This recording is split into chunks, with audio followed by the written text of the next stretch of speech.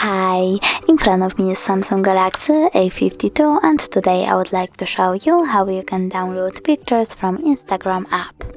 Firstly, open Play Store and type Repost for Instagram. Then you need to download this app from this developer. Now open it and go into your Instagram.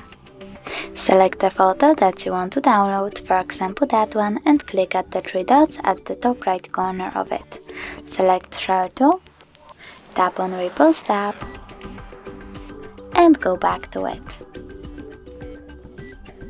Now pick one of the options and click at the photo. Tap on one of these icons to move the label or remove it by tapping on the square icon over here.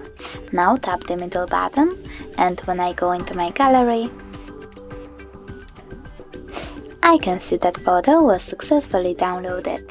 Thanks so much for watching. If you enjoyed this video, smash that like button, comment, and don't forget to subscribe. Bye!